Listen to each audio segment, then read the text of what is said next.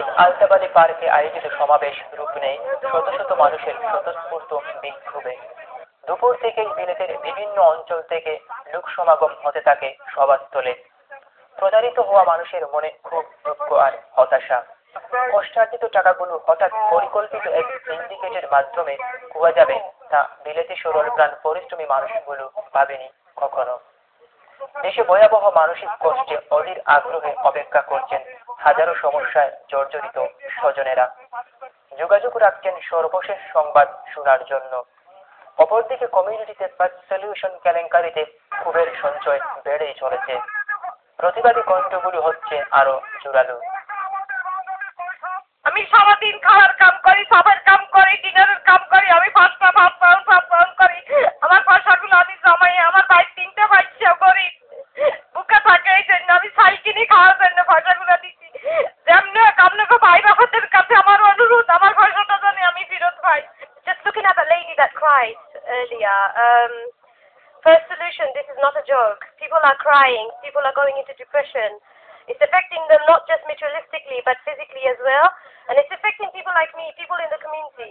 First সলিউশনের অসংখ্য agent এই প্রতিবাদ সভায় তাদের উপর চাপিয়ে দেওয়া অর্থ কেলেঙ্কারির প্রতিবাদ জানিয়ে বলেন, স্বজাতির সাথে এহেন অমানবিকতায় তাদের কোনো ভূমিকা নেই, বরং ফার্স্ট সলিউশন ডাইরেক্টর বৃন্দ নিজেরা টাকা মেরে অন্যের উপর দোষ চাপাতে চাচ্ছেন। সাহস থাকলে জনতার মঞ্চে এসে কথা বলুক, ওরা লুকিয়ে আছে কেন? আমি বলবো ওরা মিথ্যা বলছে। ওরা যদি চায় যে আপনার সাথে এই আলতাবাদী পার্কে বসে চ্যালেঞ্জ করতে চাই যে আপনার টাকা ওরা মানি নাই। আমরা যারা এজেন্ট করা হয়েছে তারা কমপ্লিটলি ইনোসেন্ট এবং তারা প্রুভ করতে পারে এবং চ্যালেঞ্জ করি আমরা যে তারা যে কোনো মিডিয়ার মাধ্যমে হোক আর পাবলিক লিঙ্ক মাধ্যমে হোক আমরা প্রমাণ করবো যে আমরা কোনো পয়সা তারা মারছি না। যদি সাহস থাকে আমাদের সামনে আসুক, আমরা তাদেরকে তাক পাঙ্গা জবাব দেব এবং মানুষ সব সামনে প্রকাশ করতে পারবো যে কোনো এজেন্ট পয়সা মারে নাই, তারা চোর, 1 নম্বর চোর, চোর, হাতি চোর, সবই চোর। এবং তাদের সাথে আরেকটা চোর ষড়যন্ত্র করে এসেছে Jalil Huda. Tanvir MP George Galloway first solution কেলেঙ্কারি সম্পর্কে পার্লামেন্টে একটি আর্লি ডেমোশন প্রস্তাব উপস্থাপন করেছেন বলে জানান। তিনি বলেন, ফার্স্ট সলিউশন বন্ধ হয়ে যাওয়ার কারণে হাজার হাজার মানুষের কয়েক মিলিয়ন পাউন্ড ক্ষতি হওয়ার হাউসটা গভীর উদ্বেগের সাথে লক্ষ্য করেছে। Well, one thing we'll never accept, that if you're rich and white in the city, you're protected. But if you're brown and Bengali and living in the East End of London, people can take your money and make off with it and you get no compensation. We will never accept that. First solution কেলেঙ্কারি নিয়ে বিলেতে বিভিন্ন media পাশ কাটিয়ে দায়সারা ভাবে সংবাদ পরিবেশন করলেও বাংলাদেশের প্রথম সারির সকল সংবাদ মাধ্যম এ ব্যাপারে ছিল অত্যন্ত বস্তুনিষ্ঠ। এ ব্যাপারে লন্ডন বাংলা মিডিয়ার সভাপতি বলেন, 2-1টি নতুন মিডিয়া এ বিষয়টাকে তেমন গুরুত্ব দেয়নি। মিডিয়া তো যা ইচ্ছা তা বলতে পারে না, দেব সার্টিন ওয়ে অফ ডিলিং ইট। 2-1জন হয়তো উল্টাপাল্টা কথা বলে যারা নতুন মিডিয়াতে আসছে, যা ইচ্ছা তা কথা বলতে পারে। এগুলা তো ইরেসপন্সিবল কথাবার্তা, বাট রেসপন্সিবল কাজ মিডিয়া কইরা যাচ্ছে। প্রতিবাদী সভায় শত শত বিক্ষুব্ধ মানুষের সরব প্রতিবাদী কণ্ঠ জানিয়ে দেয় ফার্স্ট সলিউশনের এহীন ন্যাক্কারজনক কর্মকাণ্ডের প্রতি ধিক্কার এবং আজন্ম ঘৃণা। সর্বশান্ত হওয়া অনেকের চোখে এখনো চিকচিক করছে নোনা জল। আমরা এখান থেকে টাকা দিয়ে পাউন্ড দিয়েছি, 100 পাউন্ড, এর অল্টারনেটিভ যে টাকা হয় সেই টাকাগুলা বাংলাদেশের ব্যাংকে পাওয়ার জন্য।